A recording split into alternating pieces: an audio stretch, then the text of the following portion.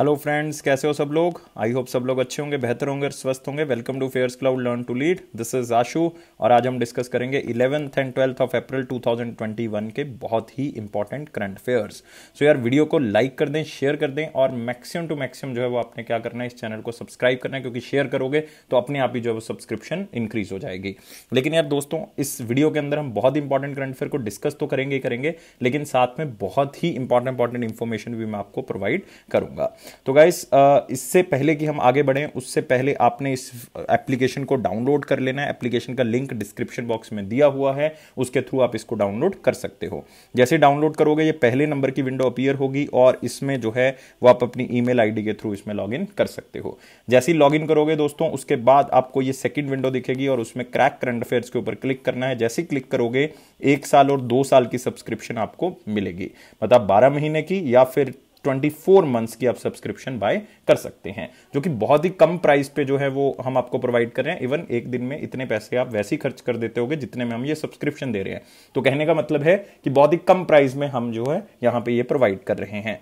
लेकिन यार हम इसके अंदर आपको प्रोवाइड क्या कर रहे हैं, हम इसके अंदर आपको क्या प्रोवाइड कर रहे हैं जिससे आप इसको परचेज करें। हम आपको प्रोवाइड करें daily current affair. Daily current affair में 3 तरह के सेक्शन होंगे, जिसमें डिटेल्ड पीडीएफ होगी पर्टिकुलर उसी दिन की, क्वेश्चन एंड आंसर फॉर्मेट में आपको करंट अफेयर मिलेंगे उसी दिन के, और साथ ही साथ आप हमारी एप्लीकेशन के ऊपर एक क्विज भी दे सकते हैं उसी दिन के करंट अफेयर्स का, ताकि आप जो है वो याद रख सकें और अपने आप को टेस्ट कर सकें। नेक्स्ट होगा वीकली सेक्शन। वीकली सेक्शन में भी हम आपको 3 तरह के सेक्शन दे रहे हैं, जिसमें डिटेल्ड करंट अफेयर होगा पर्टिकुलर उस वीक का, क्वेश्चन एंड आंसर फॉर्मेट में करंट अफेयर्स होंगे वीक के, और आप हमारी एप्लीकेशन के ऊपर क्विज दे सकते हो पर वीक, मतलब हर हफ्ते जो है वो आप ये क्विज दे सकते हो। हर वीक के अकॉर्डिंग आप अपने करंट अफेयर्स की प्रिपरेशन भी कर सकते हो। और दोस्तों, मंथली करंट अफेयर सेक्शन, जो कि अगेन बहुत इंपॉर्टेंट सेक्शन है, जिसमें हम आपको बहुत सी पीडीएफ दे रहे हैं, जैसे कि स्टडी पीडीएफ, जिसमें आप पूरे महीने का डिटेल्ड करंट अफेयर आपको मिलेगा। आराम से पढ़ो इसको, पढ़ने के बाद क्वेश्चन एंड आंसर पीडीएफ मिलेगी आपको, उससे आप क्वेश्चन एंड आंसर फॉर्मेट में रिवाइज करो करंट अफेयर्स को। फिर आपको एक टॉप 100 करंट अफेयर्स मिलेंगे, मतलब बेस्ट 100 करंट अफेयर आपको क्वेश्चन एंड आंसर फॉर्मेट में मिलेंगे, जिससे आप अपने करंट अफेयर्स को और अच्छा कर सकते हो। एक मिलेगी आपको pocket PDF, theoretical current affair. आपको एग्जाम से पहले अगर रिवाइज करना है तो इस पीडीएफ का यूज करें। आप एग्जाम के थ्रू जो है, एग्जाम से इवन पहले इसको बहुत ही जल्दी में रिवाइज कर सकते हो, इस पीडीएफ का यूज कर सकते हो। ये तो हो गए दोस्तों डेली, वीकली और मंथली। हम आपको कुछ पीडीएफ और प्रोवाइड करें ताकि आपकी प्रिपरेशन बहुत अच्छे से हो सके, और वो है हमारे पास topic wise PDF. Topic wise PDF का दोस्तों मतलब है कि हर टॉपिक जो आपको लगता है कि आपका वीक है, उसके अकॉर्डिंग आप उसको रिवाइज कर सकते हो। जैसे आपको लगता है कि यार मुझे बुक्स और ऑथर्स जो है वो कम याद हैं, तो आप सिर्फ उसको रिवाइज करना चाहते हो, तो आप इस पीडीएफ को उठाओ और इसको रिवाइज करो। ऐसे ही apps and web portals, important days, national affair, sports, international affair, तो इस तरह की 20 पीडीएफ हम आपको प्रोवाइड करें, जिसको हम स्मार्ट पीडीएफ कहते हैं। इसके थ्रू आप अपनी प्रिपरेशन अच्छी कर सकते हो। गाइस, जो बैंकिंग एस्पिरेंट्स है, बैंक की तैयारी कर रहे हैं बच्चे, उनके लिए हम 2 सेक्शन अलग से प्रोवाइड कर रहे हैं, जिसमें आपको मिलेगा डिटेल्ड करंट अफेयर बैंकिंग और इकोनॉमी सेक्शन का, और क्वेश्चन एंड आंसर फॉर्मेट में करंट अफेयर, ताकि बैंकिंग और इकोनॉमी का कोई भी क्वेश्चन आपका जो है वो स्किप ना हो।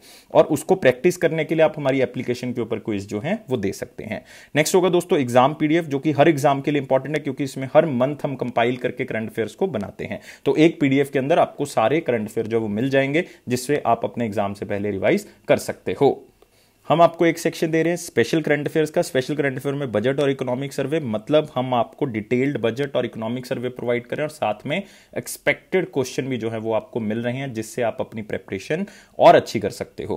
गाइज, अगर आप सेंट्रल गवर्नमेंट के एग्जाम की तैयारी कर रहे हैं, लेकिन आप अपने स्टेट की भी तैयारी तो कर रहे होगे, तो उस स्टेट की तैयारी को भी अच्छा करने के लिए हम आपको इस सब्सक्रिप्शन के अंदर स्टेट करंट अफेयर्स भी दे रहे हैं, और हम हर स्टेट और यूटी को क्या कर रहे हैं, कवर कर रहे हैं। तो गाइज, आपने स्टेट करंट अफेयर्स भी आपको इसी के अंदर मिल जाएंगे। तो देखो, ये सारी चीजें आपको अलग अलग सब्सक्रिप्शन के थ्रू नहीं मिल रही, एक ही सब्सक्रिप्शन के थ्रू मिल रही है। तो फटाफट इस एप्लीकेशन को डाउनलोड कर ले, लॉगिन कर ले ईमेल आईडी के थ्रू, तो आज ही सब्सक्रिप्शन परचेज कर ले, 1 साल या 2 साल की, मतलब 12 महीने या 24 महीने की।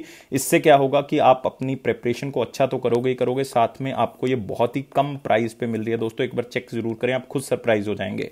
और इसके ऊपर भी हम आपको 10% एक्स्ट्रा डिस्काउंट दे रहे हैं, अगर आप इस कोड को क्या करोगे, यूज करोगे। H10 कोड को आपने क्या करना है, यूज करना है। तो गाइस, स्टार्ट करते हैं 11th और 12th ऑफ अप्रैल 2021 का करंट अफेयर। लेकिन सब बच्चों से यार मेरी रिक्वेस्ट है कि यार हमें 700 प्लस लाइक्स जो है वो चाहिए।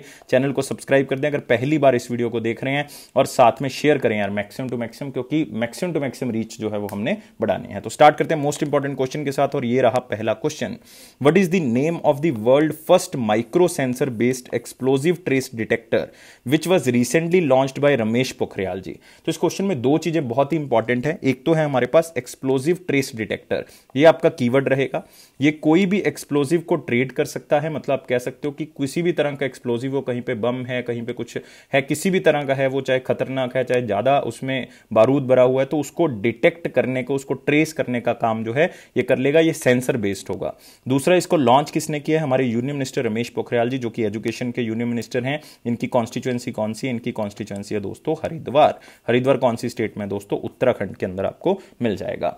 तो दोस्तों इसका नाम है नैनो स्निफर, क्योंकि इसको एक कंपनी ने बनाया है जिसका नाम ही दोस्तों क्या है? Nano sniff. नैनो स्निफ जो है वो आईआईटी बॉम्बे का एक यूनिट है, या आप कह सकते हो आईआईटी बॉम्बे का एक स्टार्टअप है, नैनो स्निफ टेक्नोलॉजी। उन्होंने इसको क्या किया है? बनाया है। और ये किसी भी एक्सप्लोजिव को डिटेक्ट कर सकता है 10 सेकंड के अंदर अंदर। देखो आप स्पीड देख सकते हो, 10 सेकंड के अंदर अंदर डिटेक्ट कर सकता है। और इवन ये भी बता देगा कि ये एक्सप्लोसिव कौन सी कैटेगरी के अंदर आता है, मतलब इसमें कितना बारूद था, क्या था, ये सारी चीजें जो वो डिटेल में खोल के रख देगा। ये चाहे वो मिलिट्री का एक्सप्लोसिव हो, चाहे वो होममेड एक्सप्लोसिव हो, चाहे वो कन्वेंशनल हो, कोई भी हो, सबको जो है डिटेक्ट कर लेगा। ये इसकी खासियत है दोस्तों। और इसमें खासियत एक और बताता हूं, ये 100% जो है वो इंडिया ने ही बनाया है। तो make in India initiative self reliant Bharat या आत्मनिर्भर भारत को और बढ़ाएगा। इसमें रिसर्च भी इंडिया में हुई है, डेवलपमेंट भी इंडिया में हुई है, मैन्युफैक्चरिंग भी इंडिया में हुई है। ये बहुत ही खास बात है। और साथ में इससे क्या होगा कि अगर इस तरह की डिवाइसेस यार इंडिया में बन गई है, तो इंडिया का इंपोर्ट जो बाकी कंट्री से हो रहा है, खास करके ये एक्सप्लोसिव ट्रेस डिटेक्टर के लिए, वो क्या होगा? खत्म हो जाएगा, कम हो जाएगा। तो ये जो नैनो स्निफर है, ये एक आप कह सकते हो हमारे लिए बहुत ही ज्यादा इंपॉर्टेंट है। तो बहुत सी चीजें आपको इस क्वेश्चन से पता लग चुकी हैं। आप यहां पर देख सकते हो एजुकेशन मिनिस्टर हमारे रमेश पोखरियाल जी, और इन्होंने ये लॉन्च किया नैनो स्निफर ट्रेस डिटेक्टर। तो इस चीज को याद कर ले। और ये माइक्रो सेंसर बेस्ड है, इसको भी आपने साथ में याद रखना है। और रिसेंट रिलेटेड न्यूज में मैं आपको एक चीज और बताने वाला हूं कि आईआईटी बॉम्बे ने एक चिप क्रिएट की थी दोस्तों, किस नाम से? ध्रुवा नाम से। उस चिप का नाम क्या है? ध्रुवा। और इस ध्रुवा का दोस्तों काम क्या होगा कि ये किसी भी स्मार्टफोन में लग जाएगा, किसी भी नेविगेशन डिवाइस के साथ लग जाएगा, और आपको कोई भी जगह को ढूंढने में क्या करेगा? हेल्प करेगा पूरी कंट्री के अंदर। क्योंकि ये इंडिया का जो नेविगेशन सिस्टम है उसके साथ ये सैटेलाइट्स के थ्रू रेडियो सिग्नल सेंड करता है, और उससे आपको सारी चीजें पता लग जाएंगी। तो आपने याद रखना है, ध्रुवा नाम याद रखना है, आईआईटी बॉम्बे याद रखना है। और ये नैनो स्निफर भी जो दोस्तों किसने बनाया? आईआईटी बॉम्बे का ही एक स्टार्टअप है, नैनो स्निफ टेक्नोलॉजी, उन्होंने इसको बनाया है। बाकी जो ऑप्शन आप इसके अंदर देख रहे हो दोस्तों, वो भी बहुत ज्यादा इंपॉर्टेंट है। लाइक इसमें आप देख रहे हो एक एलिमेंट्स ऐप देख रहे हो, सेल्फ स्कैन ऐप देख रहे हो, और हिम्मत प्लस ऐप देख रहे हो। पहले इसको रब कर देते हैं ताकि आपको अच्छे से चीजें क्लियर हो जाएं। तो यहां पे जो आप देख रहे हो, सबसे पहले एलिमेंट्स ऐप, ये अपने आप में बहुत इंपॉर्टेंट है, और मैं बहुत बार इसके बारे में बता चुका हूं। इसको हमारे वाइस प्रेसिडेंट जो वेंकैया नायडू जी हैं, उन्होंने रिलीज किया था। इसका काम क्या था? ये इंडिया का पहला, याद रखना है, first social media super app के नाम से इसको जाना गया। और इसकी खासियत क्या थी सुपर ऐप की? कि ये ऑडियो वीडियो कॉल्स कर सकता है, चैट्स कर सकता है, सारी चीजें इसमें हो सकती है। इसको नाम क्या दिया गया? एलिमेंट्स। एक है दोस्तों सेल्फ स्कैन। ये वेस्ट बंगाल की गवर्नमेंट, या आप कह सकते हो वेस्ट बंगाल के जो चीफ मिनिस्टर थे ममता बनर्जी जी, उन्होंने इसको लॉन्च किया है। और इसकी खासियत क्या थी? क्योंकि आपको पता है कि यार सबसे ज्यादा यूज होने वाला प्लेटफॉर्म या एप्लीकेशन थी कैम स्कैनर, लेकिन हमने जो है वो क्या कर दिया? चाइनीज ऐप को जो है वो क्या कर दिया? हमने उसके ऊपर रोक लगा दी। जब रोक लगा दी तो हमें कुछ ऐसा चाहिए था जिसके थ्रू हम स्कैनिंग कर सकें। तो ये जो है वो कैम स्कैनर का काम करता था। ये सेल्फ स्कैन जो स्कैन करता था डॉक्यूमेंट्स को, ये वेस्ट बंगाल की तरफ से लॉन्च किया गया था। नेक्स्ट थी दोस्तों हिम्मत प्लस ऐप। ये दिल्ली पुलिस की तरफ से लॉन्च की गई थी। किसकी तरफ से? दिल्ली पुलिस की तरफ से लॉन्च की गई थी। इसकी खासियत क्या थी कि अगर आप कैब्स के अंदर ट्रेवल कर रहे हो तो उसकी सेफ्टी के लिए जो है वो आप ये हिम्मत प्लस ऐप का यूज कर सकते हो, ताकि इससे आप जुड़े रहें, और कोई भी दिक्कत आती है इस एप्लीकेशन के थ्रू जो है आप अलर्ट भेज सकते हो। तो ये सारी की सारी एप्लीकेशन भी आपने याद रखनी है। कुछ स्टेट बेस्ड हैं, कुछ नेशनल बेस्ड हैं, लेकिन आप याद रखोगे। नेक्स्ट क्वेश्चन के ऊपर बढ़ सकते हैं। नेक्स्ट क्वेश्चन है हमारे पास, who is appointed as the first women director general of the national council of applied economic research. तो ऑर्गेनाइजेशन का तो दोस्तों साथ में पता लग रहा है कि अप्लाइड इकोनॉमिक रिसर्च के बारे में है, लेकिन फर्स्ट वुमेन डायरेक्टर कौन बनाएगी और इससे पहले जो है वो डायरेक्टर कौन थे जिनको इन्होंने रिप्लेस किया है? ये दोनों की दोनों चीजें जो है वो आपको पता होनी चाहिए। इससे पहले जो दोस्तों डायरेक्टर थे इसके, वो थे शेखर शाह। याद रखेंगे कौन थे? शेखर शाह। और ये 2011 से ही अपॉइंटेड थे। तो 10 साल का टाइम पीरियड जो है वो बहुत लंबा टाइम पीरियड जो है वो एज ए डायरेक्टर जनरल रहे। अब इनको रिप्लेस कर दिया किसने? पूनम गुप्ता जी ने। तो याद रखना है फर्स्ट वुमेन डायरेक्टर जनरल जो है वो national council of applied economic research के कौन बन चुकी हैं? पूनम गुप्ता जी जो है वो बन चुकी हैं। तो इस चीज को भूलना नहीं आपने। और एक चीज और बता दूं कि ये नेशनल अप्लाइड इकोनॉमिक रिसर्च जो है वो कहां पे बेस्ड है, न्यू दिल्ली में बेस्ड है। और इसमें अगर एक दो चीजें आप और याद करना चाहते हैं कर सकते हैं कि ये किस ईयर में स्टैब्लिश हुआ था, 1956 में हुआ था। और साथ ही साथ इसके डायरेक्टर जनरल तो मैं आपको बता चुका हूं, पूनम गुप्ता जी हैं।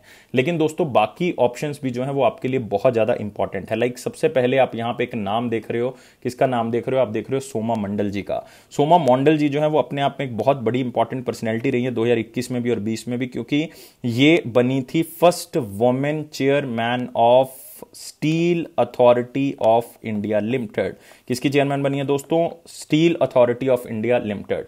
तो एक जगह पे इनका नाम जो है वो और लूंगा मैं, क्योंकि सोमा मंडल जी को रिसेंटली जो है वो क्या अपॉइंट किया गया था, रिसेंटली इनको एक ऑर्गेनाइजेशन का चेयरमैन और अपॉइंट किया गया था। वो ऑर्गेनाइजेशन कौन सी थी, उस ऑर्गेनाइजेशन का नाम था स्कोप। दोस्तों क्या नाम था, स्कोप। स्कोप का मतलब है chairman of standing conference of public enterprises, chairman of standing conference of public enterprises. Next आता है दोस्तों आपके पास नाम प्रीति सिन्हा, और इनकी अपॉइंटमेंट मैं बहुत बार डिस्कस कर चुका हूं कि ये अपॉइंट की गई हैं executive secretary of United nation capital development fund, United nation capital development fund. तो सारी की सारी ऑप्शंस आपने याद रखनी है, मैं सारी की सारी बता चुका हूं, और सभी की सभी जो है वो ऑप्शंस बहुत ज्यादा इंपॉर्टेंट। लेकिन इस क्वेश्चन का आंसर क्या होगा, सी होगा। तो आप यहां पे देख सकते हैं जो भी चीजें मैं आपको डिस्कस करवा चुका हूं। नेक्स्ट आते हैं दोस्तों अगला question, which country hosted 30th basic ministerial meeting on climate change. तो दोस्तों यहां पे कीवर्ड ही क्या है, बेसिक मिनिस्ट्रियल मीटिंग। तो बेसिक जो है वो दोस्तों एक ग्रुप है, किसका ग्रुप है, ब्राजील का है, साउथ अफ्रीका का है, इंडिया का है और चाइना का है। मतलब अगर आप ब्रिक्स को देखोगे तो वही एक ग्रुप है, बस रशिया इसमें अगर ना लें तो ये ग्रुप क्या बन जाएगा, बेसिक ग्रुप जो है वो बन जाएगा। तो रशिया को छोड़ के जो बाकी 4 कंट्रीज हैं उन्होंने एक ग्रुप बनाया था 2009 में। 2009 में ये क्लाइमेट चेंज के लिए बेसिकली बना हुआ ग्रुप की क्लाइमेट चेंज को हमने जो है वो किस तरह से अडेप्ट करना है, किस तरह से हमने जो है वो ग्रीन एनर्जी के ऊपर काम करना है, किस तरह से क्लाइमेट चेंज को रोकना है। तो ये सारी चीजों के ऊपर ये बेसिक मिनिस्ट्रियल मीटिंग हुई है क्लाइमेट चेंज के ऊपर। तो दोस्तों याद रखना है ये किसने होस्ट की है, 2021 के अंदर 30th मीटिंग जो है वो इंडिया ने होस्ट की है। और मैं बता चुका हूं ये बेसिक ग्रुप कौन से ईयर में बनाया था, 2009 में, जब यूनाइटेड नेशन की क्लाइमेट चेंज कॉन्फ्रेंस चल रही थी। कहां पे, डेनमार्क के अंदर। कहां पे चल रही थी, डेनमार्क, कोपेनहेगन जो कि कैपिटल है, वहां पे ये मीटिंग हो रही थी। तो तब जो है वो ये बनाया गया था 2009 के अंदर। तो इस चीज को भी आपने याद रखना है। और गाइस जो बाकी ऑप्शन देख रहे हो फिर से वो बहुत ही इंपॉर्टेंट है। क्यों इंपॉर्टेंट है, क्योंकि सिंगापुर इस साल का बहुत बड़ा इवेंट होस्ट कर रहा है। कौन सा, वर्ल्ड इकोनॉमिक फोरम 2021 जो है वो सिंगापुर होस्ट कर रहा है। स्कॉटलैंड दोस्तों United nation conference on climate change host कर रहा है। यूनाइटेड किंगडम भी आ सकता है, स्कॉटलैंड भी आ सकता है, या फिर एग्जैक्ट प्लेस भी आ सकता है, ग्लासगो भी आपसे पूछा जा सकता है। इटली दोस्तों G20 की समिट 2021 की होस्ट कर रहा है, तो ये भी आपने याद रखना है। तो ये सारी की सारी चीजें आपके लिए इंपॉर्टेंट है। तो आप देख सकते हो यहां पे 30th मिनिस्ट्रियल मीटिंग, और ये किसने इंडिया की तरफ से अटेंड किया, तो आप यहां पे चेहरा देख सकते हो, प्रकाश जावड़ेकर जी जो हमारे यूनियन मिनिस्टर हैं क्लाइमेट चेंज फॉरेस्ट के, उन्होंने इस मीटिंग को अटेंड किया है। 7 और 8 अप्रैल को ये मीटिंग हुई है और इंडिया ने इसको होस्ट किया है। तो ये चीज आपने याद रखनी है। और बेसिक कंट्रीज के बारे में मैं बता चुका हूं, ब्राजील, साउथ अफ्रीका, इंडिया और चाइना ने मिलकर इसको बनाया 2009 के अंदर। और डेनमार्क के अंदर मीटिंग हुई थी किसकी, क्लाइमेट चेंज की, उसके अंदर इस ग्रुप को बनाया गया। और इसका मेन काम ही यह है कि हमने ऐसे फंड को इकट्ठा करना है जो क्लाइमेट चेंज के लिए जो है वो जरूरी है। और ये सिर्फ इन 4 कंट्रीज के लिए नहीं दोस्तों, ये हर कंट्री के लिए जो है वो ये पैसा खर्च किया जा सकता है।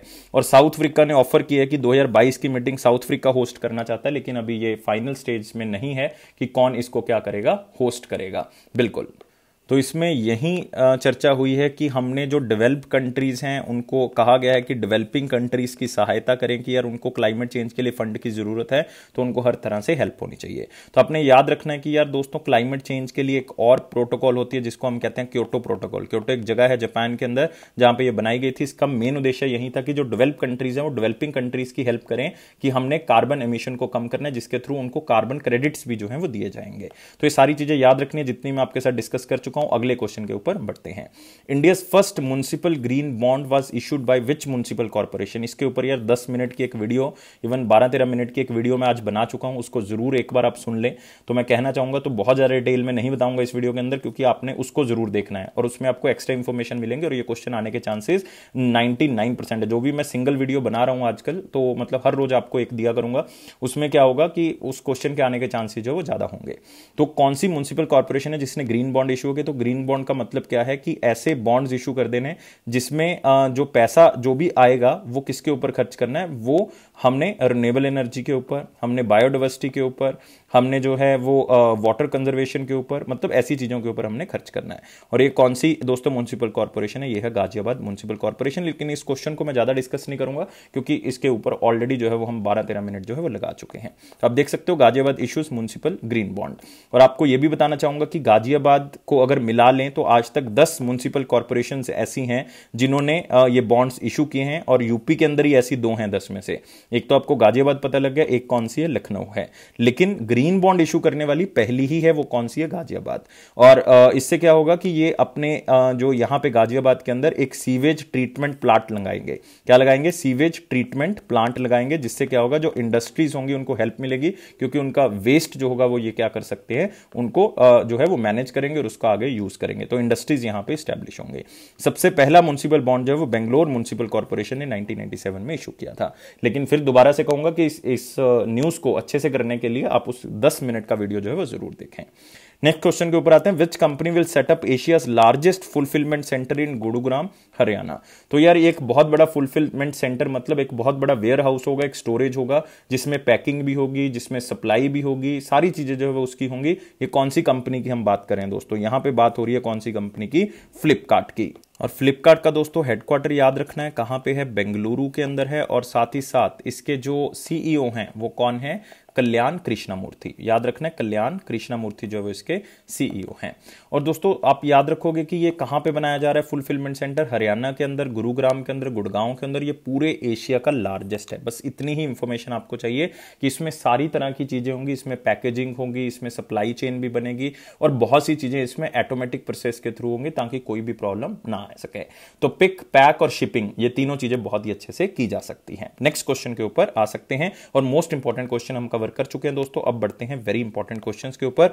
लेकिन आप बच्चों को यार याद करवाना चाहता हूं कि जिन्होंने लाइक नहीं किया या जो बाद में जुड़े हैं वो इसको लाइक कर दें।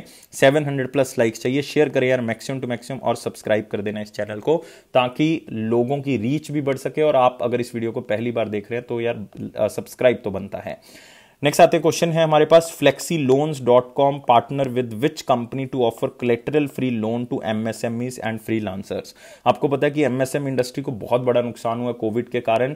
तो जो हमारे पास ये आप कह सकते हो लोन प्रोवाइडिंग एक कंपनी है, flexiloans.com नाम से पता लग रहा है, एक कंपनी के साथ इन्होंने टाई अप किया ताकि ये कोलेटरल फ्री लोन जो है वो क्या कर सकें, प्रोवाइड कर सकें। और मैं आपको बताना चाहूंगा कि 50,000 रुपए से लेके 1 करोड़ रुपए तक का लोन जो है वो ये प्रोवाइड करेंगे मिलके। और ये कंपनी दोस्तों कौन सी है? पेपैल कंपनी है। और खास करके ये उन एमएसएमईज, उन micro small and medium enterprises के ऊपर काम करेंगे जो क्रॉस बॉर्डर जो है वो पेमेंट करते हैं। किसके थ्रू? पेपैल के थ्रू। क्योंकि पेपैल एक ऐसा प्लेटफॉर्म है जिसके थ्रू आप पेमेंट कर सकते हो। इवन आप किसी भी कंट्री में जो है वो पेमेंट कर सकते हो। तो जो क्रॉस बॉर्डर पेमेंट्स है वो बहुत ही आसान हो जाती हैं।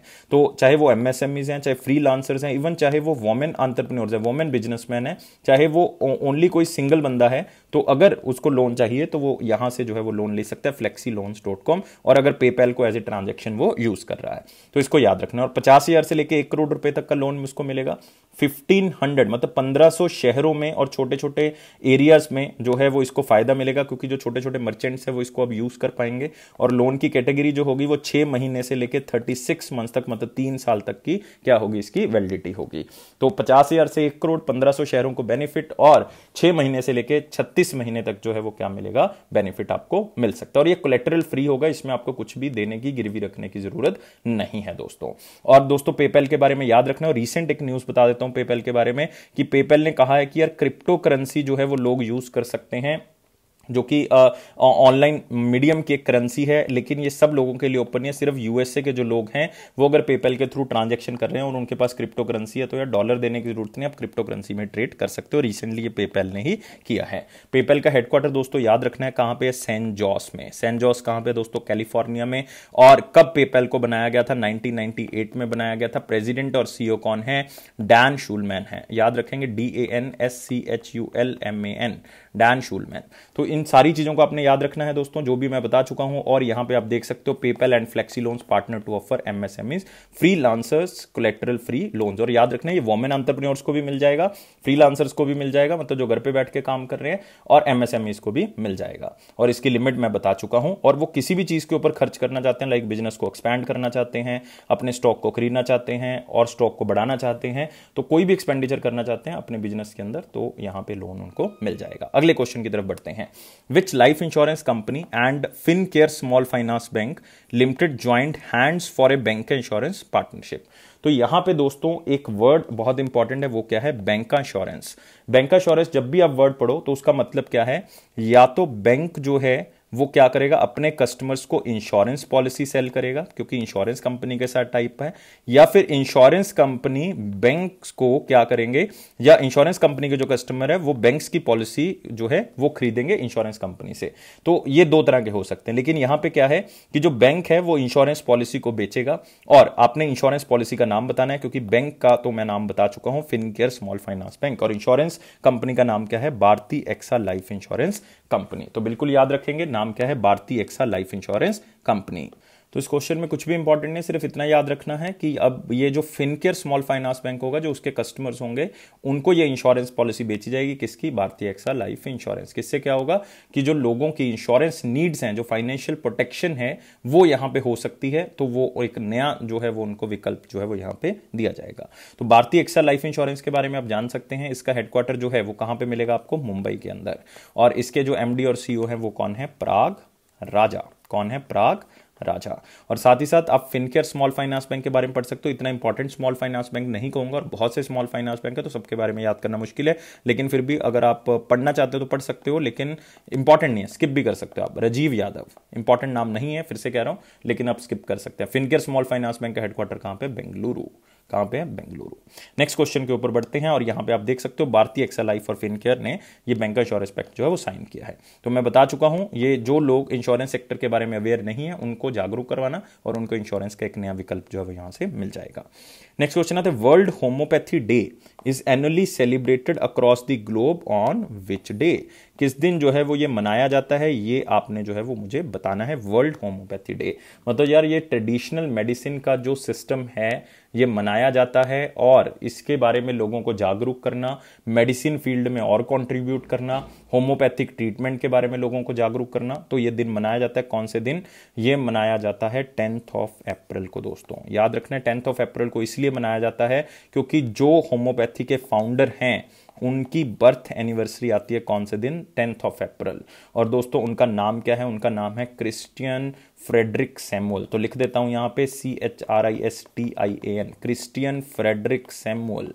तो उनका जन्म दिवस आता है दोस्तों 10 अप्रैल को, क्योंकि उनका जन्म हुआ था 10th ऑफ अप्रैल 1755 को। तो वो फाउंडर हैं किसके? होम्योपैथी के। तो यहां पे एक नाम आपके लिए इंपॉर्टेंट हो गया कि फाउंडर ऑफ होम्योपैथी कौन है? क्रिस्टियन एफ मैनुअल, जो कि फ्रांस में पैदा हुए थे, लेकिन वो जर्मन फिजिशियन है, क्योंकि उनका जो पालन पोषण है वो जर्मनी में हुआ है। और क्यों मनाया जाता है होम्योपैथी डे? मैं पहले ही बता चुका हूं, होम्योपैथिक ट्रीटमेंट और मेडिसिन के बेनिफिट के बारे में। और इसका कोई साइड इफेक्ट नहीं है, क्योंकि ये यार पेड़ पौधों घर वाली चीजों से जो है वो बनती है, इसलिए होम्योपैथी जो है वो आप यहां पे यूज कर सकते हो। और जर्मन होम्योपैथी जो सबसे फेमस है पूरे वर्ल्ड के अंदर। तो सारी चीजें हम डिस्कस कर चुके हैं। और 266th बर्थ एनिवर्सरी है दोस्तों क्रिस्टियन फ्रेडरिक सैमुअल की, जो कि इसके फाउंडर माने जाते हैं। तो ये चीज आपने याद रखनी है।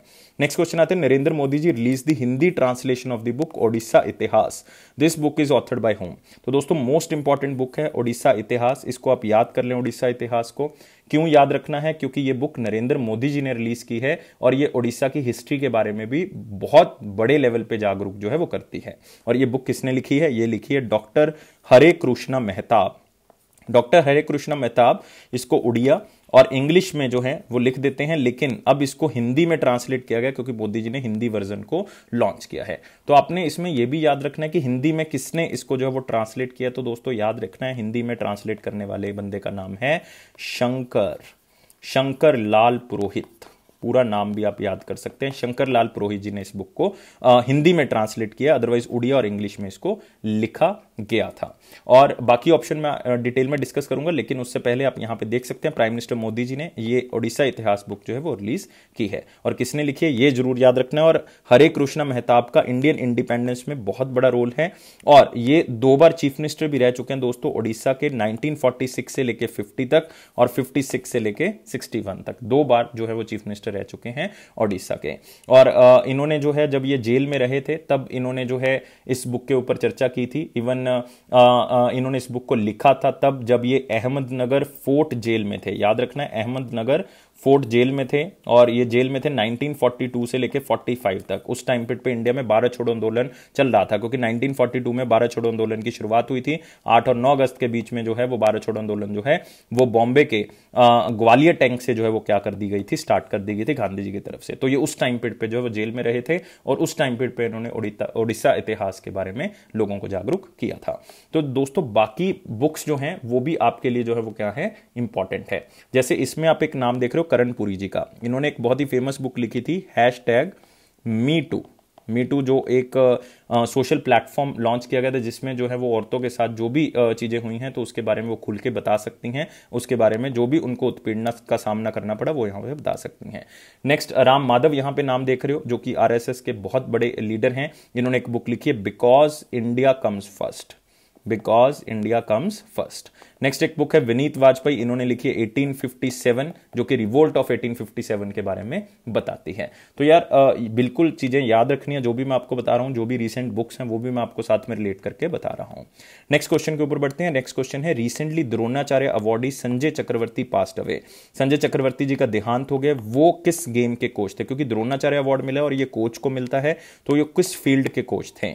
और मैं आपको बताना चाहूंगा उन्होंने कोच किया अभिनव बिंद्रा को। तो अगर अभिनव बिंद्रा को कोच किया तो यार अभिनव बिंद्रा ने गोल्ड मेडल जीता था किसमें? शूटिंग के अंदर। इन्होंने गगन नारंग को किया है, गगन नारंग को किया, तो ये किसके प्लेयर हैं? शूटिंग के। तो आंसर क्या होगा दोस्तों? शूटिंग होगा, तो डी आंसर होगा। और बहुत ही फेमस जो है वो कोच रहे। इवन इंडियन टीम को इन्होंने 40 साल तक जो है वो क्या किया है, इन्होंने सर्व किया, मतलब इंडियन नेशनल कोच रहे हैं यार शूटिंग टीम के 40 साल तक। तो बहुत बड़ा नाम जो है वो याद रखना है। और कौन सी स्टेट से बिलोंग करते हैं? ये बिलोंग करते हैं संजय चक्रवर्ती जी उत्तर प्रदेश से, ये भी आपने याद रखना है। अभिनव बिंद्रा, गगन नारंग, अंजलि भागवत, एयोनिका पॉल, दीपाली देशपांडे, ये सारे बहुत फेमस नाम है शूटिंग के अंदर, और इन्होंने इनको ट्रेन किया है। इनको द्रोणाचार्य अवार्ड मिला था दोस्तों 2017 में, क्योंकि इन्होंने ऐसे प्लेयर्स पैदा किए जिन्होंने मेडल जीते, तो इसलिए जो है वो ये नाम आपके लिए इंपॉर्टेंट हो जाता है। 2017 में जीता अभिनव बिंद्रा, गगन नारंग, अंजलि भागवत, एयोनिका पॉल मैंने नाम बताया, अंजलि भागवत आपको ने देखा, दीपाली देशपांडे, ऐसे प्लेयर जो है वो इन्होंने पैदा किए, और यहां पे आप उनका फोटो देख सकते हो। अब इनका देहांत जो है वो हो चुका है। नेक्स्ट क्वेश्चन के ऊपर बढ़ते हैं। In terms of top investor countries, which is the countries at the top with maximum FDI equity inflow as per the commerce and industry ministry data from April to January 2020-21। तो इसमें important क्या है कि अप्रैल से लेकर जनवरी मतलब 10 महीनों की बात करें, 10 महीनों के अंदर सबसे ज्यादा FDI इक्विटी इनफ्लो, मतलब FDI की इन्वेस्टमेंट जो फॉरेन डायरेक्ट इन्वेस्टमेंट इंडिया के अंदर हुई है, वो किस कंट्री की तरफ से सबसे ज्यादा हुई है दोस्तों? तो बताना चाहूंगा इसमें जो दूसरा स्थान है वो यूनाइटेड स्टेट्स ऑफ अमेरिका का, तीसरा स्थान जो है वो यूनाइटेड अरब एमिरेट्स का, लेकिन सबसे पहला स्थान जो दोस्तों किसका है? सिंगापुर का। सबसे ज्यादा FDI इन्वेस्टमेंट जो है वो दोस्तों किसके द्वारा हुई है? सिंगापुर के द्वारा हुई है। ऑलमोस्ट 28% इन्वेस्टमेंट जो है वो सिंगापुर के द्वारा हुई है, और 25% अप्रोक्सीमेटली USA के द्वारा, और ऑलमोस्ट 7.5% जो है वो किसके द्वारा हुई है? यूनाइटेड अरब एमिरेट्स के हुई है। और अगर हम सेक्टर वाइज बात करें, मतलब कौन सी चीज में सबसे ज्यादा जो है वो इन्वेस्टमेंट हुई है FDI के अंदर, तो वो है दोस्तों कंप्यूटर सॉफ्टवेयर और हार्डवेयर के अंदर सबसे ज्यादा इन्वेस्टमेंट जो है वो हुई है। और पिछले अगर सेम ईयर्स की बात करें, लाइक फाइनेंशियल ईयर 20 की अगर हम बात करें, इन्हीं 10 महीनों की, इसी टाइम पीरियड की, अप्रैल से लेकर जनवरी तक की, तो 15% FDI जो है वो इंडिया के अंदर बढ़ी है, क्योंकि चाइना का विकल्प छोड़ के अब लोग कहां पे इन्वेस्ट कर रहे हैं? इंडिया में इन्वेस्ट कर रहे हैं। और साथ में पिछले 10 महीनों के अंदर ऐसा पहली बार हुआ है कि फर्स्ट 10 महीनों के अंदर सबसे ज्यादा इन्वेस्टमेंट हो पाई हो, और ये सिंगापुर ने की है। तो आपने याद रखना है FDI इनफ्लो 28% हुआ है, और ये सिंगापुर की तरफ से है, और इतने बिलियन जो है वो पैसा लगा है, तो इसमें सिंगापुर का नाम आपने भूलना नहीं है। नेक्स्ट आते हैं दोस्तों, क्वेश्चन जो है वो पिक्चर से कवर करेंगे। ब्रिटेन के प्रिंस मतलब राजकुमार फिलिप पास्ट अवे। ब्रिटेन के जो राजकुमार हैं उनका देहांत हो गया। उनकी पत्नी आजकल रानी है ब्रिटेन की, उनका नाम क्या है? Queen Elizabeth two. याद रखना है क्वीन एलिजाबेथ टू। और उनके हस्बैंड जिनका नाम है फिलिप राजकुमार, उनका जो है वो देहांत हो गया है। एज इनकी काफी थी, 99 ईयर्स ओल्ड थे दोस्तों। इनका देहांत हुआ है विंडसर कैसल मतलब लंदन यूनाइटेड किंगडम के अंदर इनका देहांत हुआ है।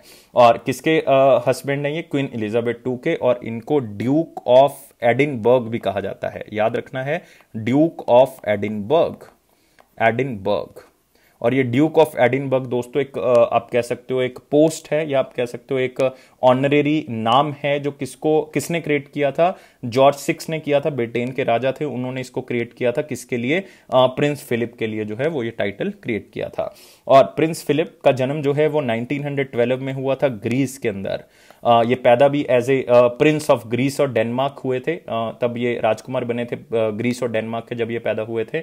लेकिन बाद में इन्होंने ग्रीक टाइटल जो है वो छोड़ दिया था और ब्रिटेन के सिटीजन जो है वो बन चुके थे। जब ब्रिटेन के सिटीजन बने उसके बाद इन्होंने 1939 में दोस्तों ब्रिटिश रॉयल नेवी को ज्वाइन किया। जब ब्रिटिश रॉयल नेवी को ज्वाइन किया तो उसके बाद 1939 में वर्ल्ड वॉर सेकंड स्टार्ट हो गई, क्योंकि हिटलर ने अटैक कर दिया था पोलैंड के ऊपर और वर्ल्ड वॉर सेकंड स्टार्ट हो गई। फिर इन्होंने वर्ल्ड वॉर सेकंड के अंदर मेडिटेरेनियन और पैसिफिक ओशन के अंदर बहुत बड़ी भूमिका निभाई है। फिर इन्होंने क्वीन एलिजाबेथ टू के साथ मैरिज की 1947 में, जब देश आजाद हुआ उसी ईयर में इन्होंने नवंबर 1947 में क्वीन एलिजाबेथ टू से शादी की। तो यार ये सारी चीजें आप जो है वो रिकॉल कर सकते हो, आपको लंबे समय तक न्यूज जो है वो याद रहेगी। तो प्रिंस फिलिप का देहांत जो है वो हो गया। इनको ड्यूक ऑफ एडिनबर्ग कहा जाता है, ये आपने याद रखना है। किसके हस्बैंड है? क्वीन एलिजाबेथ टू के हैं, बिल्कुल। और इनका जन्म जो है वो ग्रीस में हुआ था और ये प्रिंस ऑफ ग्रीस और डेनमार्क के नाम से जाने जाते थे।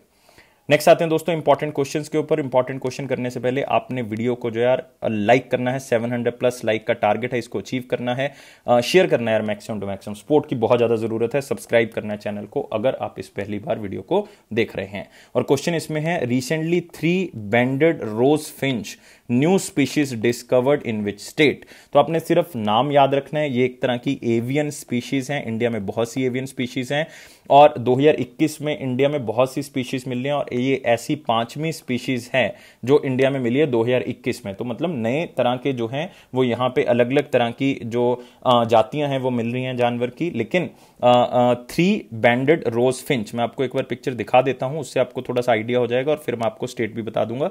तो ये रहा वो रोज फिंच जो यहां पे मिला है दोस्तों। कौन सी स्टेट में मिला है? अरुणाचल में मिला है। मतलब आंसर क्या होगा इसका? अरुणाचल प्रदेश होगा जहां पे ये मिली है। और आप यहां पे देख सकते हो स्पेशली एक बहुत ही इंपॉर्टेंट चीज आपने इसके अंदर याद रखनी है कि इंडिया में जो है वो 1340 मतलब 1340 तरह की जो है वो एवियन स्पीशीज पाई जाती हैं। इस तरह के बर्ड्स जो हैं वो पाए जाते हैं और अरुणाचल प्रदेश के जंगलों में ये मिला है। और रिसेंटली एक जर्नल मतलब एक मैगजीन प्रकाशित हुई थी जिसका नाम था इंडियन बर्ड्स, उसमें इसके बारे में प्रकाशित जो है वो किया गया है।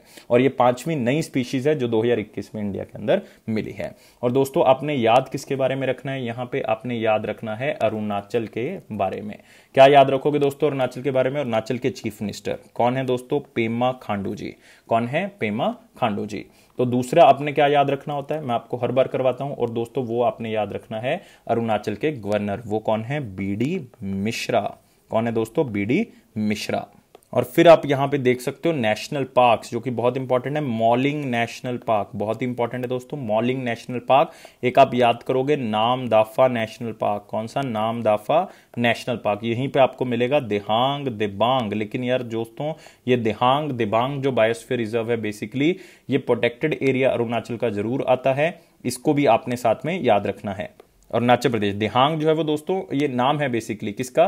दिहांग जो है वो ब्रह्मपुत्र का नाम है, दिबांग जो है वो ट्रिब्यूटरी है, इसलिए इसका नाम क्या पड़ गया? दिहांग दिबांग बायोस्फीयर रिजर्व। तो ये जरूर याद रखेंगे। और यहीं पे आपको मिलेगा एक सेसा, ये याद कर सकते हो, इंपॉर्टेंट नहीं है इतना। सेसा SESSA, सेसा ऑर्चिड सेंचुरी। सैसा, ऑर्चिड, सेंचुरी, ये भी आप याद कर सकते हो। लेकिन मॉलिंग और नामदफा बहुत ही इंपॉर्टेंट है। नेक्स्ट क्वेश्चन के ऊपर बढ़ते हैं। नेक्स्ट है India fuel consumption contracted by 9.1% in financial year 21। ये तो होना ही था क्योंकि कोविड के कारण जो है लॉकडाउन था, तो कहां आना जाना था। जब आना जाना नहीं होगा तो फ्यूल कंजप्शन अपने आप ही क्या हो जाएगी, कम हो जाएगी। और ऐसा 1998-99 के बाद जो है वो पहली बार हो रहा है कि फ्यूल कंजप्शन इंडिया के अंदर कम हुई है। इसके बावजूद भी प्राइसेस क्या हो रहे हैं, बढ़ रहे हैं, लेकिन फ्यूल कंजप्शन जो है वो दोस्तों कम हुई है। सिर्फ एक ही फ्यूल के प्राइसेस बढ़े हैं, वो हैं एलपीजी के। घर में यूज होने वाली जो एलपीजी है उसके ही प्राइस जो है वो बढ़े हैं। डोमेस्टिकेटेड फ्यूल के प्राइस जो है वो बढ़े हैं, बिकॉज घर में थे तो कुछ ना कुछ पकाते रहते थे, जिसके कारण जो है वो प्राइसेस तो उसके बढ़ेंगे ही। तो यार मतलब इस चीज को सिर्फ आप लाइट वे में जो है वो पढ़ोगे। नेक्स्ट आते हैं one liner important points. One liner important point में पहला पॉइंट जो है वो हम डिस्कस करेंगे, एक्सिस बैंक बिकम्स को promoter of max life insurance. तो इसमें कुछ खास नहीं है, लेकिन आपने सिर्फ इतना याद रखना है कि एक्सिस बैंक ने मैक्स लाइफ इंश्योरेंस का कुछ पार्ट एक्वायर कर लिया, और दोस्तों वो ऑलमोस्ट 13% पार्ट जो है वो एक्वायर कर लिया। एग्जैक्ट अगर बताऊं तो 12.99 है, लेकिन 13% पार्ट जो है वो एक्वायर कर लिया। सिर्फ इतना ही याद रखेंगे और इसमें कुछ याद करने वाला नहीं, लेकिन एक्सिस बैंक के बारे में याद रखना है। एक्सिस बैंक इंडिया का थर्ड लार्जेस्ट बैंक है आफ्टर एचडीएफसी एंड आईसीआईसीआई, और इसका हेडक्वार्टर मुंबई में है। इसके एमडी और सीईओ अमिताभ चौधरी हैं। टैगलाइन है बढ़ती का नाम जिंदगी। Next, international monetary fund policy panel endorses $650 billion increase in the SDR allocation. तो यार जो स्पेशल ड्राइंग राइट्स होते हैं इंटरनेशनल मॉनेटरी फंड के, जिसमें ये पता लगता है कि कितना पैसा कोई कंट्री ड्रॉ कर सकती है, तो उसमें 650 बिलियन यूएसडी जो है वो इंक्रीज हो गया है। बहुत सी कंट्रीज ने इसमें पैसा ऐड भी किया है। और इंटरनेशनल मॉनेटरी फंड के बारे में आप याद रखोगे 1944 में इसको बनाया गया था, वर्ल्ड बैंक के साथ ही बनाया गया था। हेडक्वार्टर वाशिंगटन डीसी है। वाशिंगटन डीसी कितनी कंट्रीज मेंबर हैं दोस्तों, इसकी 190 कंट्रीज मेंबर हैं। और रिसेंट कौन सी कंट्रीज की मेंबर बनाई गई थी, अंडोरा। और इसके मैनेजिंग डायरेक्टर कौन है, क्रिस्टलिना। तो ये सारी चीजें याद रखनी है। नेक्स्ट है RBI amended India's inflation forecasting model. तो इन्फ्लेशन को देखने के लिए आरबीआई ने एक मॉडल जो है वो तैयार किया है। इस मॉडल के तहत वो तीन चीजों को देखा करेंगे। एक होगा फिस्कल ब्लॉक, जिसमें वो देखा करेंगे कि इंडिया में कितना पैसा खर्च हो रहा है, कितना आ रहा है। नेक्स्ट एक फ्यूल ब्लॉक होगा। फ्यूल ब्लॉक में petrol, diesel, LPG, electricity cost, ये सारी चीज देखा करेंगे। एक होगा बैलेंस ऑफ पेमेंट को देखा करेंगे, मतलब उसमें देखा करेंगे कि कितना एक्सचेंज रेट है, कितना एक्सपोर्ट इंपोर्ट हो रहा है, उसके बेसिस पे इन्फ्लेशन चेक किया करेंगे। Next, Russian external affair minister visited India and discussed on Afghan peace process and defence ties. तो ये क्वेश्चन मैं ये तो नहीं कहूंगा कि बहुत ज्यादा इंपॉर्टेंट है, लेकिन यहां पे आपको रशिया के एक्सटर्नल अफेयर मिनिस्टर का नाम जरूर पता होना चाहिए, एक बार पढ़ा जरूर होना चाहिए, जिनका नाम है सर्जी और सर्गे लेवरोव, LAVROV, SCRGEYLAVR, सर्जी लेवरोव, जो अब रिसेंटली इंडिया आए हैं। और उन्होंने एक्सटर्नल अफेयर्स जो हमारे यूनियन मिनिस्टर हैं एस जयशंकर जी, उनसे बात की और डिफेंस टाइज के बारे में बात की, और अफगान पीस फोर्सेस के ऊपर, साथ में इंडिया और यूरेशियन इकोनॉमिक जो यूनियन बनाने के बारे में बात की है, और इसके अंदर फ्री ट्रेड पैक्ट करने के बारे में बात की है। तो ये चीजें आपने याद रखनी है। Next, PM Modi ji accepts invite to attend climate summit. तो प्राइम मिनिस्टर मोदी जी ने जो है वो क्लाइमेट समिट के अंदर अटेंड करने के बारे में जो हामी जो है वो भर दी है अपनी, क्योंकि ये क्लाइमेट समिट जो दोस्तों COP26 तो ग्लासगो में होनी है, लेकिन इसमें क्या होगा कि COP26 के अंदर क्या हमने डिस्कस करना है, क्या उसमें की इश्यूज होंगे, कौन कौन से क्लाइमेट इश्यूज के बारे में चर्चा करेंगे, उसके बारे में जॉ बाइडन ने एक मीटिंग को बुलाया है। होस्ट कौन करेगा इस मीटिंग को, जॉ बाइडन करेंगे, और उसमें उन्होंने प्राइम मिनिस्टर मोदी जी को बुलाया और उन्होंने इसको एक्सेप्ट कर लिया है। नेक्स्ट, इंडिया नीदरलैंड्स की वर्चुअल समिट। दोस्तों इसमें कुछ खास इंपॉर्टेंट नहीं है, लेकिन आपने याद रखना है पानी के लिए दोनों ने हामी भरी है कि पानी के लिए जो है वो हम बहुत अच्छे लेवल पे जो है वो आपस में पैक्ट करेंगे, और एक स्ट्रेटेजिक पार्टनरशिप ऑन वाटर जो है वो दोनों कंट्रीज में होना चाहिए। उन्होंने और भी इन्वेस्टमेंट्स के बारे में बात की, लेकिन यहां पे नीदरलैंड्स आपने याद रखना है। इसके जो प्राइम मिनिस्टर हैं वो है मार्क र्यूट, जो इसके प्राइम मिनिस्टर हैं। कैपिटल एम्स्टरडम है, करेंसी जो है वो क्या है, यूरो है। नेक्स्ट आते हैं दोस्तों क्वेश्चन ऑफ द डे, और क्वेश्चन 10 अप्रैल का हमारे पास क्या था, क्वेश्चन था which of the following is the name of US parliament. तो मैंने आपको कहा था कि यार सारी पार्लियामेंट्स के बारे में आपने बताना है, जैसे कि डाइट जो है वो किसकी पार्लियामेंट का नाम है, जापान। सेनेट तो दोस्तों बहुत सी कंट्रीज के हाउसेस को कहा जाता है, जैसे कि इटली के एक हाउस को भी सेनेट कहा जाता है, इवन पाकिस्तान के एक हाउस को भी सेनेट कहा जाता है, इवन अगर आप देखोगे कॉमरोस के हाउस को भी एक सेनेट कहा जाता है। कांग्रेस जो है दोस्तों यूएसए का था, हाउस ऑफ कॉमन जो है वो ब्रिटेन के अंदर यूज किया जाता है, और हमारे जो लोकसभा और राज्यसभा है वो ब्रिटेन से ही लिया गया, और हाउस ऑफ कॉमन मतलब आम लोगों का हाउस, और ये लोकसभा ही है हमारे पास। तो याद रखना हमारा क्वेश्चन था यूएस पार्लियामेंट, तो आंसर क्या होगा इसका, सी होगा। दोस्तों अब आते हैं क्वेश्चन ऑफ द डे। बहुत ही सिंपल क्वेश्चन है कि अजंता और एलोरा, अजंता जो कि बुद्धिज्म से रिलेटेड केव्स हैं, गुफाएं हैं, एलोरा बुद्धिज्म, हिंदुइज्म और जैनिज्म तीनों की गुफाएं हैं, ये कौन से एरिया में बनी हुई हैं? तो आपने जगह का नाम बताना था। यहां पे आपको 4 ऑप्शंस दिख रही हैं, आपने कमेंट बॉक्स के अंदर इसका आंसर बताना है। तो गाइस 700 प्लस लाइक्स, इसी मोटिव के साथ मैं छोड़ के जा रहा हूं आपको। 700 प्लस लाइक्स आपने अचीव करवाने हैं। सब्सक्राइब कर देना चैनल को अगर आप पहली बार इस वीडियो को देख रहे हैं, लाइक जरूर कर दें और बेल बटन को प्रेस कर दें ताकि आप जो है नोटिफिकेशन ऑन आप तक जो है वो ऑन टाइम पहुंच सके। ये अफेयर्स क्लाउड का प्रॉमिस है कि यार ये आपके कॉन्फिडेंस को जरूर बूस्ट करेगा अगर इसी तरह से आप वीडियोस को देखते रहोगे और पीडीएफ्स को पढ़ोगे। तो पीडीएफ को पढ़ने के लिए सब्सक्राइब करना जरूरी है, तो हमारी एप्लीकेशन को डाउनलोड कर ले। लिंक जो है वो डिस्क्रिप्शन बॉक्स में गिवन है और 1 साल और 2 साल की सब्सक्रिप्शन आप बाय कर सकते हैं। बहुत ही कम प्राइस पे आपको मिल जाएगा। इवन आप देखेंगे सरप्राइज हो जाएंगे कितने कम प्राइस पे हम प्रोवाइड कर रहे हैं। उसके ऊपर भी 10% आपको एक्स्ट्रा डिस्काउंट मिल रहा है अगर आप इस कोड को यूज करोगे। तो आप यहां पे देख सकते हो कि ये सारी चीजें आपको मिल रही हैं। और मैं हमेशा कहता हूं कि लाइफ को बहुत ज्यादा सीरियस मत लें, हमेशा खुश रहें। खुश रहेंगे तो आपका एग्जाम जल्दी क्लियर होगा। 90 से 95% जो करंट अफेयर आपके एग्जाम में आ रहे हैं वो अफेयर्स क्लाउड के द्वारा कवर करवाए जाते हैं। यही जेन्युइनिटी है दोस्तों अफेयर्स क्लाउड की, यही हार्डवर्क है अफेयर्स क्लाउड की टीम का। Thank you guys for watching this video. बहुत बहुत शुक्रिया आपका इस वीडियो को देखने के लिए। कल मिलेंगे और बहुत ही जल्दी, इवन 1-2 दिन के अंदर मैं आपका टाइम जो है वो सुबह करने वाला हूं। और इस बार हम बहुत ज्यादा स्ट्रिक्ट रहेंगे कि आपको जो करंट अफेयर है वो सुबह ही मिल जाया करें। Thank you guys, take care, bye bye.